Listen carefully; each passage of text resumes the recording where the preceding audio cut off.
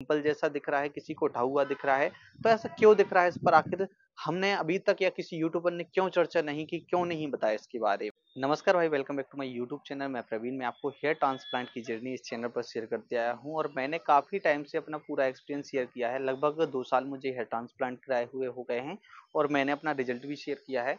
आज मुझे ऐसा लगा कि एक टॉपिक ऐसा होता है जो हम स्किप कर जाते हैं और हमें जानकारी नहीं होती और हम अपनी सर्जरी करा लेते हैं और कोई एक्सपीरियंस डॉक्टर नहीं है तो हमारा ट्रांसप्लांट गड़बड़ भी हो सकता है और रिजल्ट भी खराब हो सकता है। ऐसे बहुत लोगों का हो रहा है।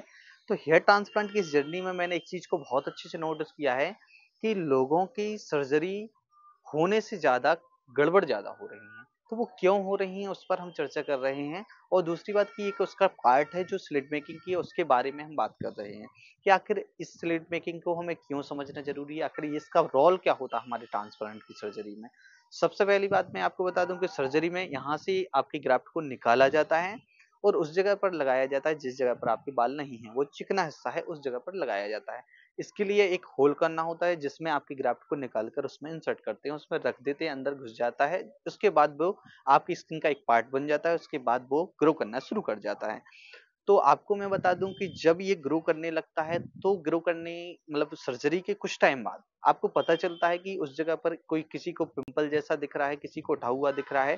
तो ऐसा क्यों दिख रहा है, इस पर आखिर हमने अभी तक या किसी यूट्यूबर ने क्यों चर्चा नहीं की, क्यों नहीं बताया इसके बारे में। तो उस बारे में ही हम डिस्कशन करने वाले हैं। ये जो दिक्कत आती है ये क्यों आती है, ये डॉक्टर पर डिपेंड होती है और इसके एक्सपीरियंस पर डिपेंड होती है। तो इसमें 2 इंस्ट्रूमेंट का इस्तेमाल होता है।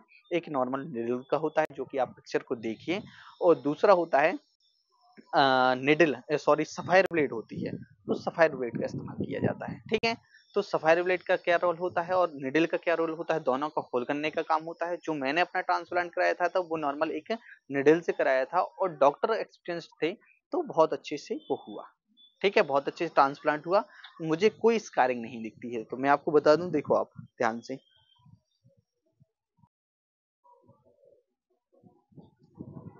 तो समझ जाओ आप कि ये सस्ता वाला ट्रांसप्लांट है, ठीक है। बाकी रिजल्ट कितना बढ़िया है कोई दिक्कत की बात नहीं है। बस कोशिश ये रहनी चाहिए कि हमारा डॉक्टर एक अच्छा एक्सपीरियंस होना चाहिए, बढ़िया इंटेलिजेंट होना चाहिए और अच्छी खासी वो स्लिट वगैरह बनाना आता हो और उसको एक अपने आप में कलाकार होना चाहिए, तभी वो आपका एक सर्जरी को बहुत अच्छी कर सकता है। तो इस बारे में आपको अच्छे से पता होना चाहिए। इसके बाद मैं आपको बता दूं कि मैंने देखा है, मेरी एक भाई से बात हुई थी, वो बिहार से हैं, मैं उनका भी वीडियो लेकर आऊंगा।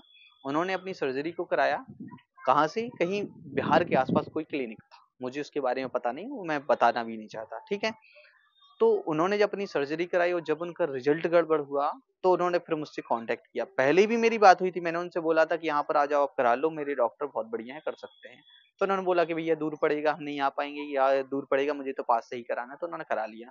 अब गड़बड़ हुआ तो उनको फिर से क्लिनिक को चूज करना पड़ रहा और जो उन्होंने अपने ग्राफ्ट खो दी है तो वो वाले ग्राफ्ट तो अब आएंगे नहीं, ठीक है, वो आपकी डेंसिटी नहीं मिलेगी। तो ये सब उनका गड़बड़ हो गया। तो ऐसा गड़बड़ ना हो, उससे बचने के लिए आप एक ही क्लिनिक चूज करो चाहे वो कितनी भी दूर हो, ठीक है।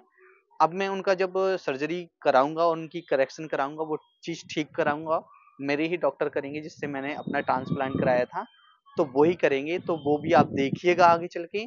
और इस चैनल को सब्सक्राइब करना इसलिए मत भूलिएगा क्योंकि जो प्रॉपर नॉलेज होता है, जो रियल नॉलेज होता है, जो मैंने गांव से जाकर शहर में सीखा और मैंने जो साल मतलब ये समझ लो कि मैंने सारी चीजों से बरत लिया, ठीक है, कुछ भी चीज नहीं छोड़ी है।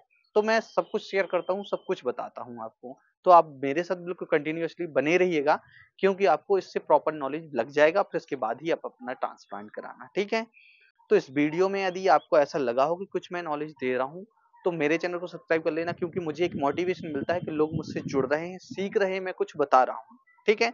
तो आप जरूर मुझसे जुड़िएगा। जाते जाते मैं एक बात और बता दूं कि लोग नंबर दिखता है, फिर वो सेव करना होता है, फिर व्हाट्सअप करना होता है, एक थोड़ा लंबा प्रोसेस होता है। तो उसके लिए मैंने क्या किया, एक लिंक डाल दिया है। उस लिंक पर जैसे ही आप क्लिक करोगे तो मेरे व्हाट्सअप में आप इंटर हो जाओगे, आप मुझे मैसेज करोगे तो डायरेक्ट मेरे पास आ जाएगा। आप मेरे मैं आपके हर एक मैसेज का रिप्लाई आपको दूंगा, ठीक है। Thank you.